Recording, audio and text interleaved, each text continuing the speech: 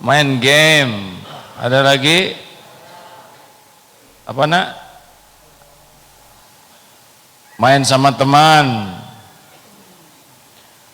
Di sini banyak aturan. Pulang ke rumah, Ade bisa tahu siapa diri saya yang sebenarnya. Makanya pulang ke rumah bisa ketahuan kualitas diri kita yang sesungguhnya ketika tidak ada musrif, tidak ada mudaris, tidak ada guru, tidak ada security. Nah, itulah diri kita. Satu pesan ayah dengar hadis ini, ihfazillaha yahfazka. Jagalah Allah, Allah akan menjagamu. Gimana ngejaga Allah? Jaga hati kita selalu ingat Allah. Jaga apa yang Allah sukai. Kalau kita jaga apa yang Allah sukai, Allah bakal menjaga kita. Gimana jaganya? Ada jalannya nanti, ya. Makanya pulang ke rumah, satu, jangan sampai sholatnya tidak TBM. Masker? Minta sini. Ada yang perlu masker santri? Sini, punten. Makasih ya nak. Bawa satu box. Ya. Jangan ragu-ragu kalau tidak punya masker ya. Terima kasih. Tidak ada yang ingin sakit. Tapi kalau diuji dengan sakit, ya pakai masker lah ya. Lanjut. Apa TBM? Sholat tepat waktu berjamaah di masjid. Ingat santri, amalan yang paling dicintai Allah adalah as-sholatu ala waktiha. Sholat tepat waktu. Ade jaga sholat tepat waktu, wudhu di rumah, datang ke masjid lebih awal, cari saf yang paling utama. Orang yang datang ke masjid lebih awal, dia bisa sholat sunnah, tahiyatul masjid, bisa menunggu azan, bisa menjawab azan, doa sesudah azan, doa mustajab. Antara bisa rawatib, bisa doa antara azan dan qomat, itu mustajab. Bisa mengikuti takbiratul ihram, takbir pertama imam. Datang ke masjid lebih awal. Siap santri? Ini cobaannya nanti subuhan.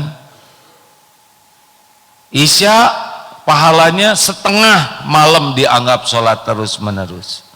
Subuh jamaah begini sepanjang malam dianggap sholat terus menerus. Keren. Kalau kita meninggal malam hari dan kita biasa sholat jamaah, mudah-mudahan meninggalnya di malam hari seperti meninggalnya sedang sholat. Siap? Siap? Siap tidak ini?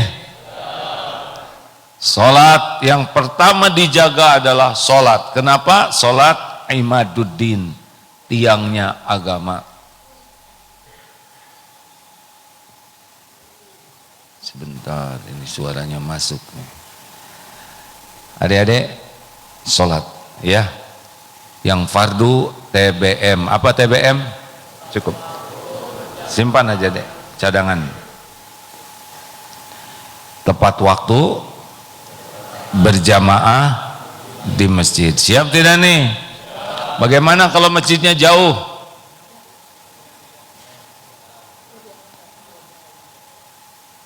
Makin jauh makin bagus.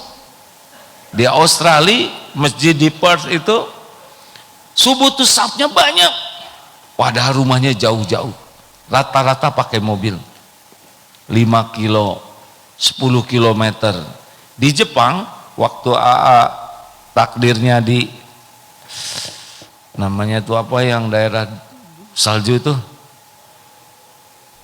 apa, Hokkaido, ada kota Sapporo, ada masjid di sana. Pada waktu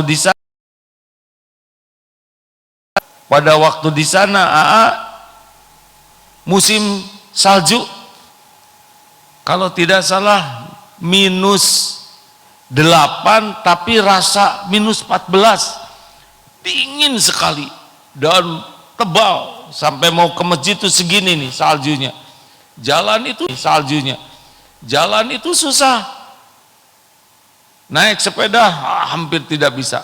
Tapi ketika dilihat subuh ini dan turun hujan banyak salju itu sampai di hidung di sini salju. Ketika dilihat di masjid banyak jamaahnya. Ada mualaf Jepang, beliau setiap subuh dan isya berkeliling menjemput 5, karena mobilnya muat untuk 6 orang, 5 umat Islam lainnya untuk diajak ke masjid pulang pergi. Pokoknya kalau ingin lihat lelaki ini munafik atau tidak, lihat ke masjid atau tidak, gampang saja. Kalau sudah malas ke masjid, dia Islam, tapi menurut Rasulullah kecenderungan munafiknya ada, orang yang tidak mau ke masjid. Kalau ada santri karyawan udah malas ke masjid, ini padahal memungkinkan ke masjid, agak lebih hati-hati, karena orang yang kurang sungguh-sungguh ke masjid ada kemungkinan bohong, janjinya tidak ditepati, dan kurang amanah. Siap adik-adik? Yang benar, siap tidak nih? Pastikan ke masjid ya. Naik sepeda, bawa rantai, jangan sampai nanti selama sholat ingat sepeda. Saya takut sepeda hilang. Bagaimana ke masjidnya? Jalan. Ada lagi ke masjid pulangnya namanya slow jogging. Nanti diajarin lah. Jadi lari tapi tidak capek. Lari tidak terengah-engah. Lari sambil senyum, kecepatannya juga tidak banyak, hanya 4-6 km per jam, mirip orang jalan, tapi sangat menyehatkan. Coba nanti pulang dari masjid slow jogging ya, jangan heran badannya jadi lebih sehat. 2, kalau ke masjid jangan cari saf belakang, cari saf yang paling utama ya. 2, apa yang harus dilakukan supaya dengan Allah bagus? Tiada hari tanpa Al-Quran dan terjemahnya. Acungkan tangan yang mengganggu temannya, dihitung sampai 3, ngacung, kurang tinggi ngacung. Baik atau tidak? Tidak.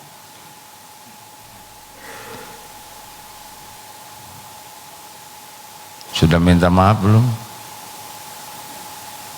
Dimaafkan tidak? Mengganggu salah, tapi ngaku itu baik. Minta maaf itu baik. Yang diganggu sabar, baik. Memaafkan lebih baik. Jangan diulangi ya. Galak tidak sih? Yang benar galak tidak? Yang betul? Yang betul? Yang betul? Harus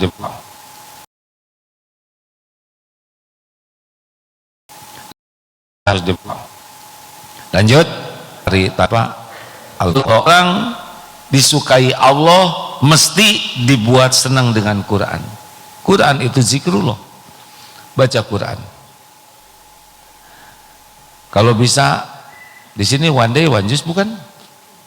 Belum? Nah nanti di sana bentengnya one day one juice atau one day one Al-Baqarah. Berapa hari libur? Sebulan kan?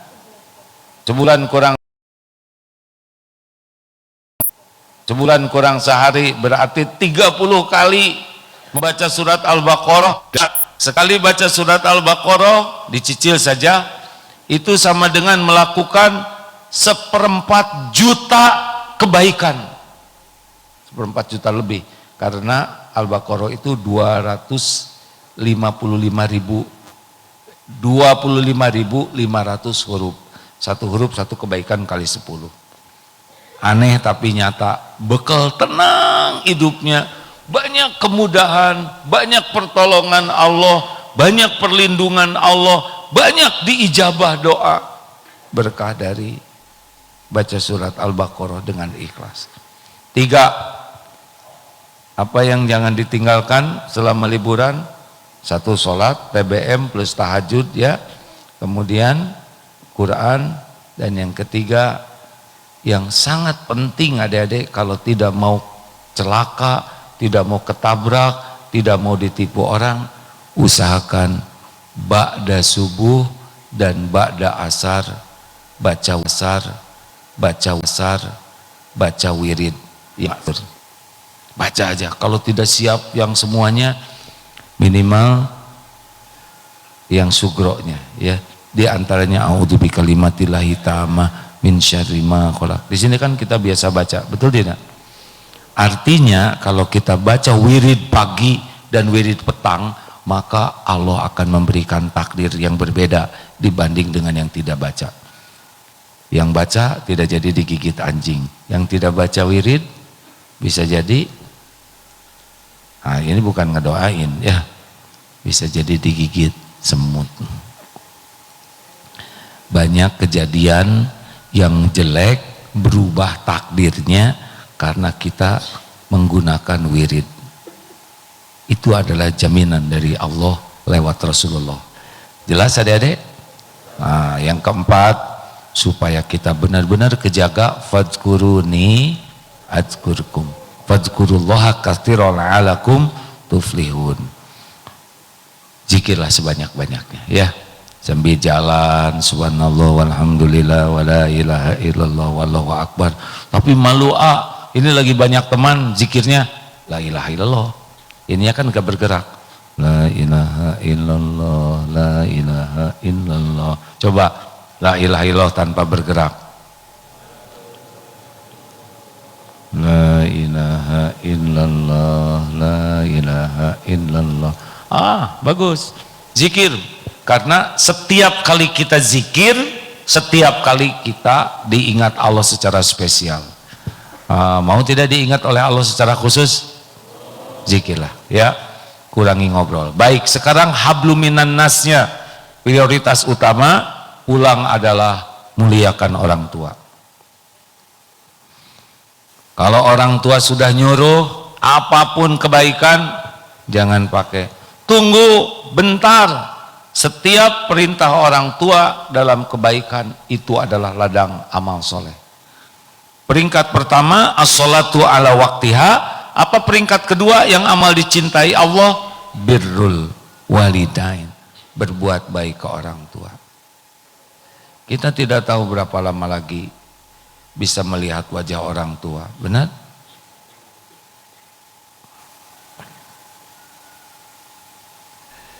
Kita tidak tahu berapa lama lagi bisa menatap ibu, bapak, bisa memijat kakinya, bisa membawakan oleh-oleh, bisa mendengar suaranya. Belum tentu selama-lamanya atau sepanjang usia kita bersama orang tua. Mumpung takdirnya ketemu, perlakukanlah. Ya, ada yang mengatakan pokoknya mah orang tua mah raja lah. Kita nurut muliakan orang tua kita sebisa maksimal mungkin. Setuju adik-adik? Setiap lihat wajah orang tua, berikan wajah terbaik. Kita sering senyum ke orang lain, padahal yang paling berhak mendapat senyuman kita adalah orang tua. Kita sering baik kepada orang lain, padahal yang paling berhak mendapat kebaikan dari kita siapa? Orang tua. Kalau kita traktir teman, traktir orang tua. Jangan hitung-hitungan dengan orang tua. Nah, Bapak sedang perlu uang, punya tabungan tidak? Saya ada, Pak. Jangan ragu-ragu. Ya, siap adik-adik? Berikan kata-kata qaulan karima, kata-kata terbaik, sikap terbaik. Ini amalan yang paling disukai Allah. Masa depan adik-adik ada dikuasai oleh Allah, dan pintunya adalah birrul walidain, berbuat baik kepada orang tua. Ya, sambungkan tangan, semua sambungkan tangannya. Bangunkan yang tidur, angkat. Yang tidak ngangkat akan siap-siap masuk kolam. Angkat tinggi, tinggi, lebih tinggi lagi. Alhamdulillah, bengkokkan ke kanan sampai kerasa, ya, kiri. Angkat, tinggi, ya, dorong ke depan. Masya Allah, alhamdulillah. Ya, terima. Putar bahunya, pegang di sini, ya, putar. Belakang. Ada beberapa yang tidak melakukan, akan berdiri. Yang tidak melakukan akan berdiri di dalam kolam, ya. Ya, lakukan. Putar ke belakang. Ya, terima kasih. Lebih enak. Lihat di bagian ini tidur sebagian, ya. Boleh tidur, boleh tidur, boleh tidur, tapi di dalam kolam. Setuju? Setuju tidak? Akan datang ke sana, akan tunjuk yang tidur, ya.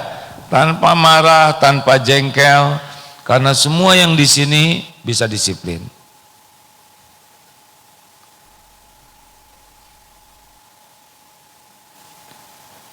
Sedikit lagi waktunya, ya. Baik ke orang tua, jangan nggak boleh. Nah, ibu nyuruh, jangan. Saya lagi baca ini, Bu, ini lagi rame, tinggalkan. Main game, tinggalkan. Buka HP, nah, iya Bu, tutup, penuhi. Jelas adik-adik? Raih kesuksesan masa depan dengan pertolongan Allah, pintunya muliakan orang tua. Lalu di rumah orang tua. Lalu di rumah ada siapa lagi? Gimana baik? Minimal kepada orang keluarga 3 sa. Apa 3 sa? Saya aman bagimu, saya menyenangkan bagimu, saya bermanfaat bagimu. Pokoknya tidak ada orang rumah, teman, tetangga yang terganggu oleh kita. Pastikan, ya, orang baik itu ciri khasnya adalah tidak ada yang terganggu. Oke, ada yang ngantuk sepertinya ingin dibangunkan. Beginilah, ya, beginilah kalau orang tua menyimak. Tanggung jawab. Sebetulnya enak kalau santri tidur, saya tidak usah capek. Betul tidak? Betul tidak? Betul tidak? Tidur ya tidur saja. Tapi saya harus tanggung jawab di akhirat nanti. Ini karena amanah Allah semuanya. Harus bisa memberikan yang terbaik. Di mana kita ada, jangan ada orang yang terganggu. Siap? Kucing boleh terganggu oleh kita? Kan? Habis ayam tetangga tuh kongkorongok terus, ya. Emang itu tasbihnya mungkin. Jangan ada siapapun yang terganggu oleh kita. Yang kedua apa tadi? Saya menyenangkan. Tiap ketemu orang, teman, tetangga, saudara, apalagi orang tua, wajah ini wajah yang menyenangkan. 5S,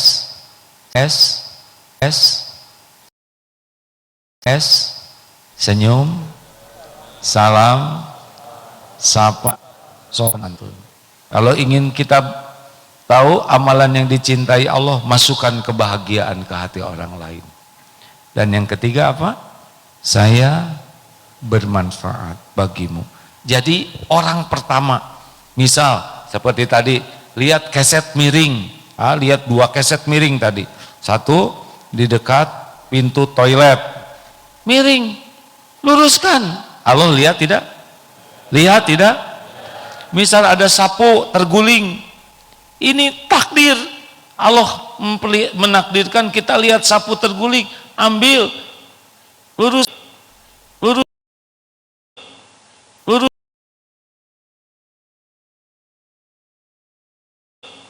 Lurus. Karena setiap kebaikan sekecil apapun dilihat oleh Allah, dan kalau ikhlas besar sekali. Makanya dimanapun kita berada terus berbuat kebaikan.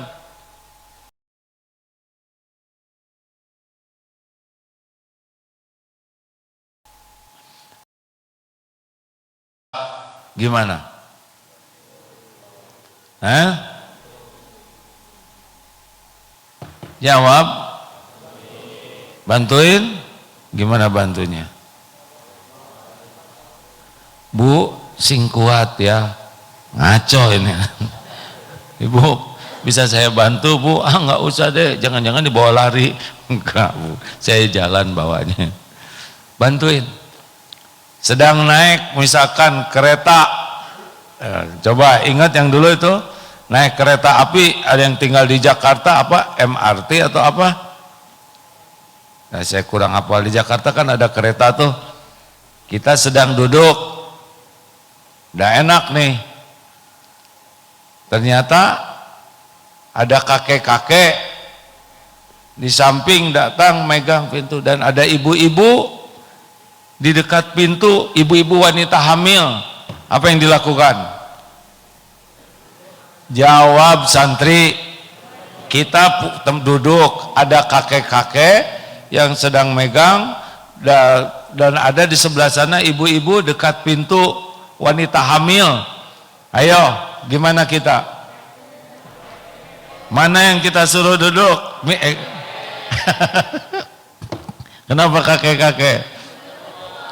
Karena ibu hamil mau keluar. Benar ya. Jangan sampai Bu, enggak, ibu duduk lah. Enggak, saya mau keluar. Emang secara pandangan yang dramatis tuh wanita hamil ya. Tapi ditanya dulu, jangan sampai ibu mau keluar dipaksa duduk. Sedang di toilet, tiba-tiba ada kecoa lewat. Jawab, diapain? Jujur. Udah lewat, terpleset kecoanya jadi telentang. Help, help. Maaf ya para pemirsa, beginilah kalau ngajar anak-anak SMP SMA, kalau terlalu fokus punya dunia lain mereka. Gimana? Ada kecoa telentang di depan kita, ikut telentang. Mau ngapain? Ayo jujur, gimanain? Siapa yang nyebut disiram? Kalau ada yang jadi kecoa, apa yang ada inginkan? Diseblok, digeprek, ditolong. Kecoa ciptaan siapa? Kecoa sedang apa? Bertasbih. Takdir Allah, bukan kecoa terpleset di depan kita. Keinginan Allah, keinginan kecoa, keinginan Allah. Kalau cuma satu telentang gitu, sudah pakai ujung sendal balikin. Siapa tahu dia anak raja kecoa, dia putra mahkota ya. Coba sekarang digeprek, dibunuh, itu kerajaan bisa berontak nanti. Atau siapa tahu itu kecoa mempelai pria, dibunuh, kasihan wanitanya nggak jadi nikah. Benar? Dah, tolong aja proporsional. Begitu di mana kita ada, jadi pelopor kebaikan. Jangan sampai kesempatan beramal hilang karena kita lalai. Setiap kita melihat ladang amal dan kita mampu, lakukan.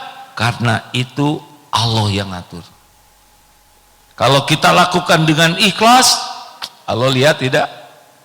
Hal jazaul ihsan illal ihsan. Tiada balasan bagi kebaikan kecuali kebaikan. Kuncinya ikhlas tapi ya.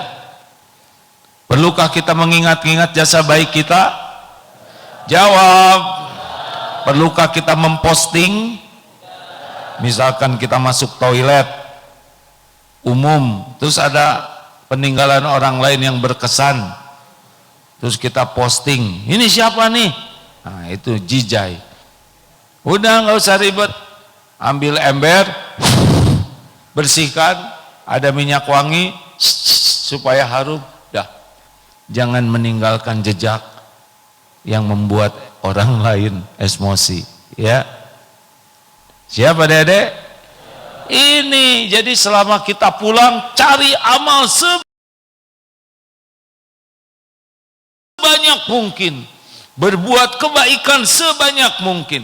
Kalau ke masjid ajak teman, wah teman saya nggak mau ke masjid, gak apa-apa, ajak dengan cara yang baik. Bro, kemon udah hampir duhur yuk. Kamu dasar anak pesantren ngajak-ngajak dulu.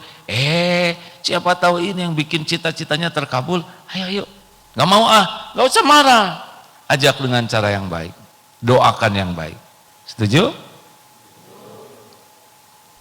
Selamat berlibur adik-adik. Di mana kita ada, amalkan 3 sa. 1, saya aman bagimu. Gak ada yang terganggu. Punya motor, lihat knalpotnya. Lewat. Tiap orang terganggu. Orang bisa terzolimi mengeluarkan doa. Doa orang yang teraniaya itu mustajab. Hati-hati jangan salah milih lingkungan ya. Kalau ketemu teman-teman perokok jangan coba-coba ikutan. Semua perbuatan obat-obat terlarang biasanya kata yang meneliti awalnya adalah merokok. Dari merokok ke obat-obatan, ke minuman, lama-lama bisa jadi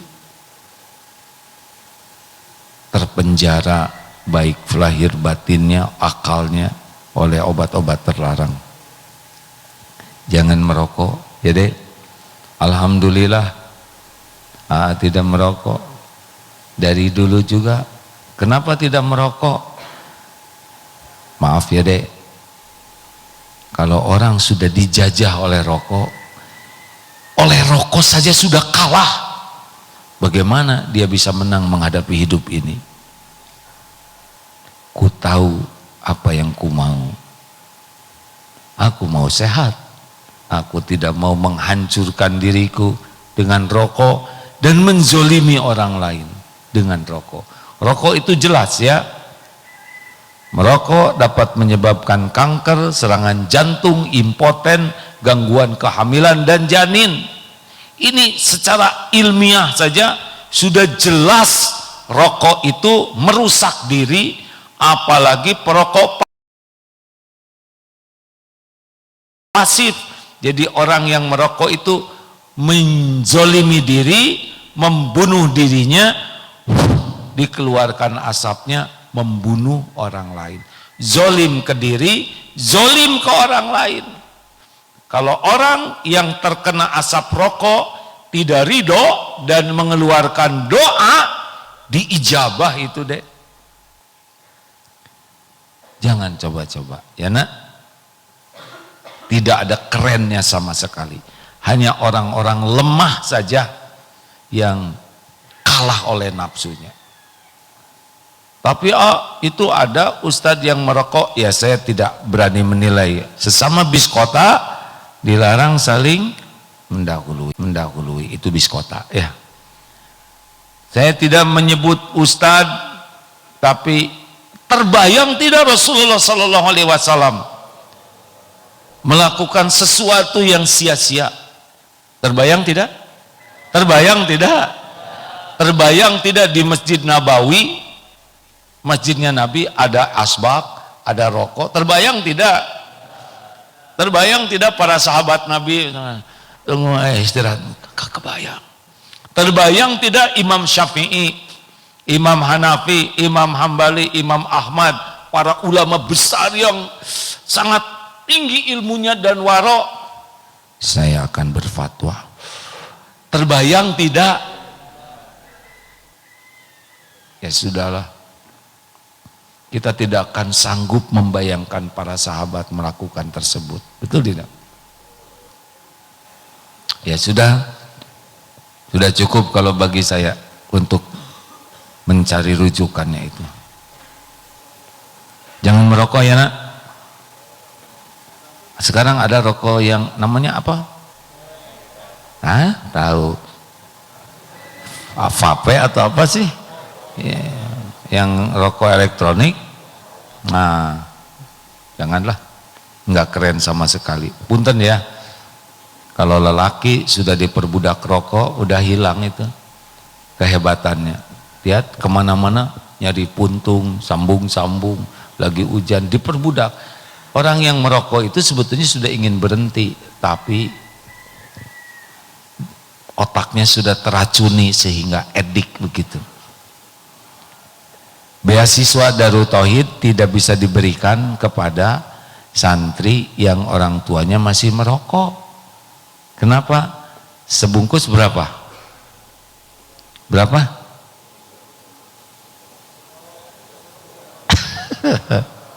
Mau ngomong takut disangka tahu ya. 30.000 bukan? 15? Adek pakai rokok yang berapa?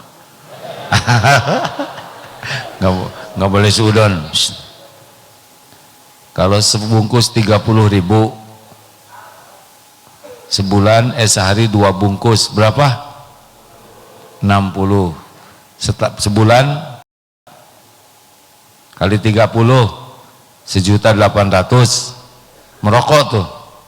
Sebulan 1.800.000, setahun kali 12 hampir 20 juta, ya kan? Merokok. Jumatan 5.000. Sebulan 150. Emang Jumatan tiap hari? Sebulan 4 kali kasep 20.000. Setahun 12 240.000 Jumatan tuh sedekahnya. Merokok 20 juta. Berat, pasti berat lah. Allah menghitung semuanya. Dihitung, dihisab. Terakhir,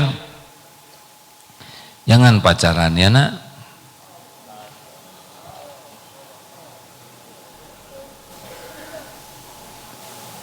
Ada seorang pelajar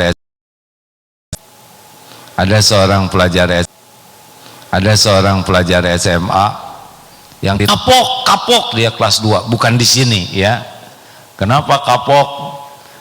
Rupanya dia naksir temennya, dan gara-gara naksir itu dia menderita sekali karena jadi boleh sembarang kenal, cemburu terus, maunya dijajanin terus. Hidupnya nelangsa, kapok katanya. Dia tidak mau pacaran, ilmunya belum banyak tentang Islam, tapi dia sudah berhasil menggunakan akal sehatnya. Calon istri belum tentu yang ngatur melulu, dompet juga jadi dia yang megang, berkawan dengan orang gak boleh, HP diperiksa terus, menderita. Udahlah, mau ngapain? Kelas 1 SD naksir, kelas 1 SMA. Dah, jaga jarak secukupnya ya. Siap ini? Paham masa muda di zaman sekarang godaannya sangat luar biasa. HP, bijaksanalah. Waktu kita lihat HP, Allah lihat tidak apa yang kita lihat? Jawab. Malaikat ikut lihat tidak? Malaikat mencatat tidak yang kita lihat? Apakah di HP ini akan terlacak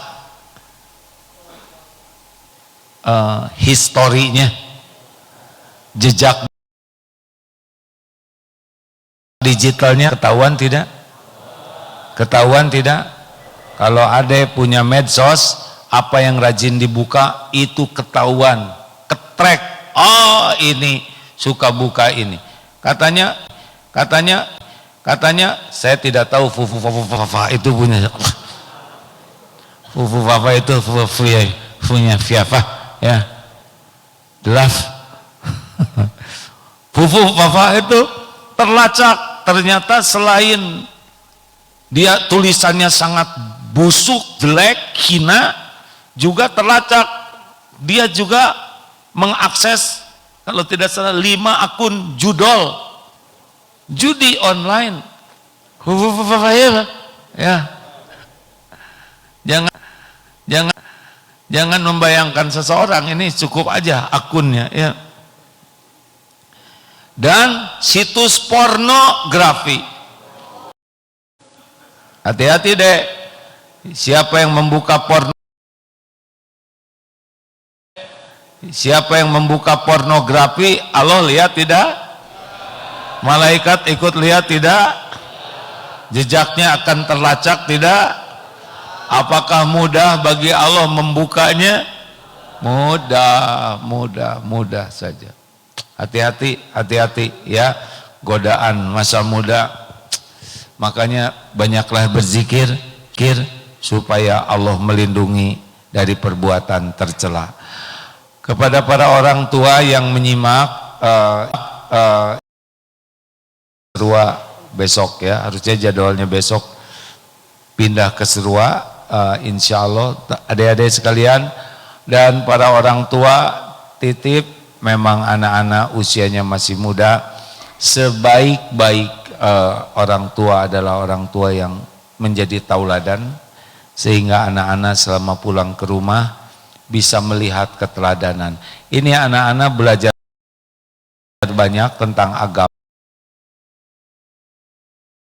di pesantren, di rumah jangan sampai ibu bapaknya memberi contoh yang berbeda dengan apa yang dipelajari. Di sini diajarkan menahan amarah, sampai ke rumah ya ibu bapak sekuat tenaga juga menahan amarah, supaya anak-anak bisa jauh meningkat penghormatannya melihat keteladanan yang ada dari ibu bapak sekalian. Kalaupun akan memperbaiki, perbaikilah dengan lemah lembut dan penuh kasih sayang. Itu akan banyak mendatangkan pertolongan Allah dibanding dengan kemarahan. Anak-anak tidak sempurna, masih jauh dari sempurna. Jangan selalu dituntut, nanti dilaporin loh sama Agim. Oh, jangan, saya capek nanti laporan begini ya, ribuan laporan bisa jadi stres. Ini nih santri Agim, nah, jangan disebut-sebut nama saya kalau bagian yang jelek ya. Oh ini ya, tolong bantu anak-anak ini supaya ingat, tanpa harus dengan sesuatu yang membuat anak-anak trauma liburan ke rumah ya, gitu deh. Kalau bisa anak-anak ini ditraktir ya, karena di sini makanannya begitulah ya, seperti makanan pengungsi ke hotel begitu. Terima kasih adik-adikku yang baik. Mohon maaf atas nama diri pesantren, para teman-teman yang bertugas membantu adik-adik di sini. Mudah-mudahan 1 bulan ini bisa semakin dekat dengan Allah, semakin berbakti ke orang tua, dan semakin bermanfaat bagi lingkungannya. Amin ya rabbal alamin. Salam hormat untuk orang tua, untuk keluarga. Semoga ada takdir kita jumpa lagi dalam keadaan lebih baik. Amin ya rabbal alamin. Subhanakallahumma bihamdik, asyhadu alla ilaha illa anta, astaghfiruka wa atubu ilaik. Assalamualaikum warahmatullahi wabarakatuh.